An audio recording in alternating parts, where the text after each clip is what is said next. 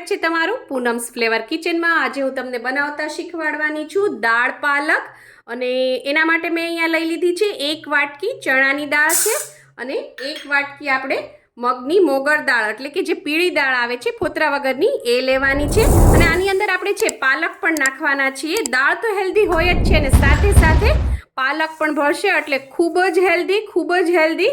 અને આને તમે રાઈસ સાથે અથવા તો પરોઠા સાથે ભાખરી સાથે ખાઈ શકશો। હવે આને 2 થી 3 પાણી આપણે ધોઈ લેશું। હવે આપણે કુકરમાં જે આ દાળ ધોઈ હતી એ આપણે બધી દાળ નાખી દઈશું। જો તમારી પાસે ટાઈમ હોય તો તમારે ચણાની દાળ છે એને થોડીક વાર પલાળી રાખવી જેથી એ જલ્દી ગળી જાય, અને ન પલાળી રાખી હોય તો 2-3 સીટી તમારે વધારે લેવી પડશે। હવે આપણે આની અંદર પાણી નાખી દઈએ। 1 ગ્લાસ ભરીને આખો નાખ્યો છે અને બીજો અડધો ગ્લાસ એટલે કે મેં 1.5 ગ્લાસ જેટલું પાણી નાખ્યું છે।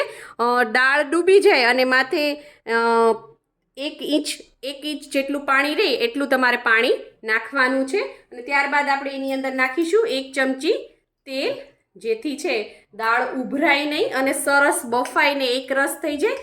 ત્યારબાદ હવે આપણે કુકર બંધ કરી દઈશું, આને મૂકીશું ગેસ ઉપર, અને આની અંદર હું લઈશ 4 થી 5 વિસલ। પહેલાં 1 વિસલ આવવાની તૈયારી થાય ત્યાં સુધી ગેસ ફાસ્ટ રાખવાનો, અને જેવી પહેલી વિસલ આવવાની તૈયારી થાય પછી ગેસની ફ્લેમ ધીમી કરી દેવાની, અને ધીમા ગેસ ઉપર હું આની અંદર 4 વિસલ લઈશ, 4 થી 5 વિસલ લઈશ, કારણ કે છે મેં ચણાની દાળ પલાળેલી નહોતી એટલા માટે। જો પલાળેલી હોય તો તમારે 3-4 સીટીમાં ગળી જશે। દાળ બનાવવા માટે મેં અહીંયા ગેસ ઉપર એક કઢાઈ મૂકી દીધી છે અને એની અંદર 1 મોટો ચમચો તેલ નાખ્યું છે। મેં અહીંયા સિંગ તેલ લીધું છે, તમે કોઈ પણ ઓઇલ લઈ શકો છો। ત્યારબાદ આપણે હવે એની અંદર નાખીશું જીરું, અડધી ચમચી જેટલું જીરું નાખી દઈશું। જીરું ફૂટે એટલે એની સાથે આપણે નાખી દઈશું સૂકા છે આ લીમડાના પાન। હું સૂકવીને રાખું છું, તમે મીઠા લીમડાના પાન જે બહાર મળે તાજા એ પણ નાખી શકો છો। ત્યારબાદ હવે આપણે એની અંદર નાખીશું લસણ। મેં આ રીતે ઝીણા ટુકડા કરી લીધા છે। તમને આ રીતે ટુકડા ન પસંદ હોય ને તો તમે એની પેસ્ટ કરીને પણ નાખી શકો છો। ત્યારબાદ હવે આપણે એની અંદર નાખીશું 2 ચપટી જેટલી હિંગ, હળદર નાખીશું અડધી નાની ચમચી જેટલી, અને આ બધું સરસ આપણે મિક્સ કરી દઈશું। લસણ છે થોડું આપણે લાઇટ પિંક જેવું થવા દઈશું જેથી એની કચાશ છે એ બધી નીકળી જાય। અને સાથે સાથે હવે આપણે એની અંદર નાખી દઈશું લીલા મરચાંની પેસ્ટ છે। આ 1 લીલું મરચું છે અને થોડું તીખું લીધું હતું મેં, તમે જેવું તીખું ખાતા હોય એ પ્રમાણે તમે લઈ શકો છો। એ આની અંદર નાખી દઈશું। ત્યારબાદ હવે આપણે નાખીશું તમાલપત્ર। મેં અહીંયા 2 તમાલપત્ર લીધા છે, અને સાથે સાથે આપણે નાખી દઈશું ડુંગળી છે। આ એક મોટી ડુંગળી છે, એને મેં ચોપરમાં ચોપ કરી લીધી છે। આ બહુ ટેસ્ટી લાગે, વચ્ચે વચ્ચે આવો ક્રંચ આવે ડુંગળીનો ને એનો, તો બહુ મજા આવે। ડુંગળીને આપણે બહુ ગોલ્ડન બ્રાઉન નથી કરવાની, પણ થોડી કચાશ એની દૂર થાય ત્યાં સુધી જ આપણે એને કૂક કરવાની છે। સાથે સાથે મસાલા પણ કરી દઈએ। લાલ મરચું નાખું છું હું અડધી નાની ચમચી જેટલું, ને એને પણ મિક્સ કરતા જઈએ। સાથે સાથે ડુંગળી પણ શેકાતી જશે અને મસાલા પણ શેકાતા જશે। ગેસની ફ્લેમ છે એ ધીમી કરી નાખવાની, નહીંતર મસાલા છે એ બધા બળી જશે। ડુંગળી છે એ સરસ ચડી ગઈ છે। હવે એની સાથે અંદર મેં અહીંયા 2 મીડિયમ સાઇઝના ટમેટા લીધા છે, એને પણ નાખી દઈએ। ટમેટા પણ કૂક થશે, એનું પાણી પણ છૂટશે અને એની સાથે મસાલા પણ કૂક થઈ જશે।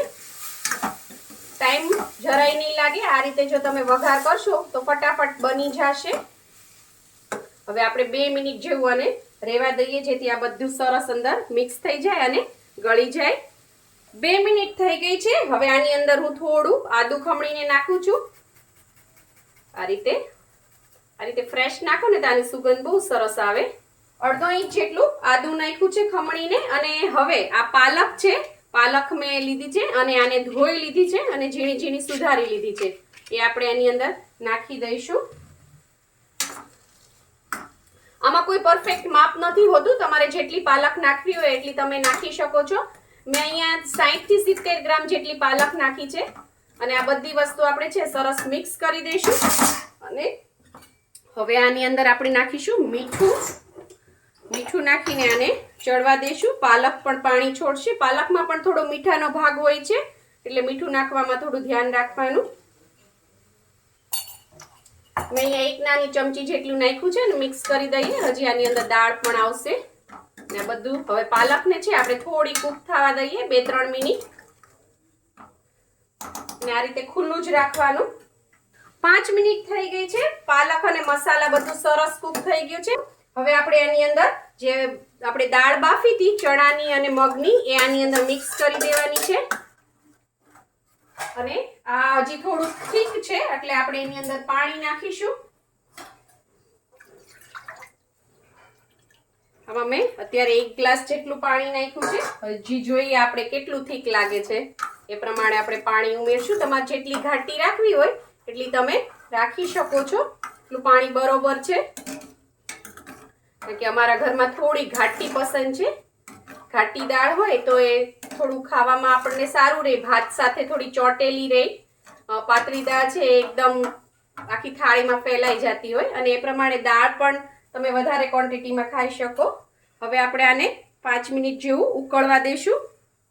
દાળને મેં બાજુના ગેસ ઉપર ટ્રાન્સફર કરી દીધી છે ને આ સ્ટેજ ઉપર થોડું ટેસ્ટ કરી લેવાનું. મેં 1 નાની ચમચી મીઠું તો નાખ્યું હતું પણ મને ઓછું લાગે છે તો થોડુંક નાખી દઉં. તમે ટેસ્ટ કરી જોજો તમારી દાળમાં કેટલું મીઠું છે એ પ્રમાણે નાખવાનું. અને હવે અહીંયા એક આ પેન મૂકી દીધું છે એની અંદર આપણે નાખીશું ઘી. દેશી ઘી છે. આ દાળમાં દેશી ઘી બહુ જ સરસ લાગે છે. મેં અહીંયા 2 ચમચી જેટલું દેશી ઘી લીધું છે. તમે 1 ચમચીમાં પણ કરી શકો છો જો ઓછું ઘી ખાતા હોય તો. ઘીને છે આપણે થોડું ગરમ થવા દઈએ.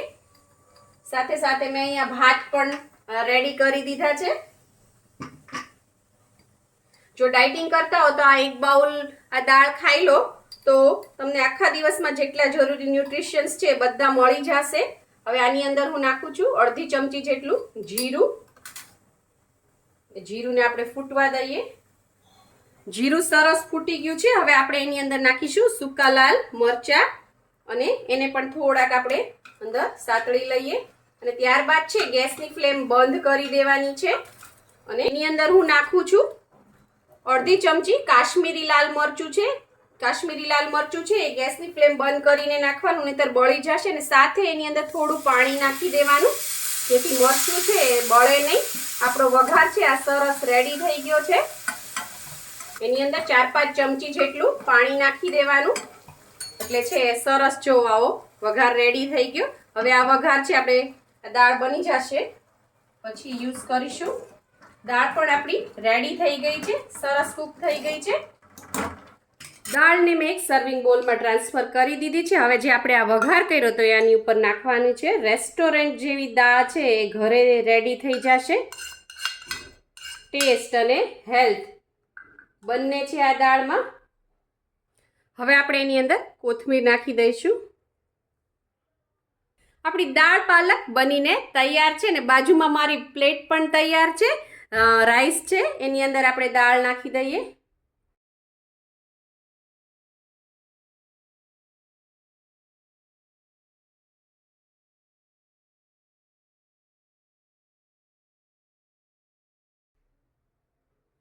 સાથે છે ફ્રાઈમ્સ અથવા તમે પાપડ લઈ શકો છો. ફુદીના અને જલજીરાવાળી છાશ છે. આ છાશ બહુ જ ટેસ્ટી લાગે છે. એકવાર જરૂરથી ટ્રાય કરજો.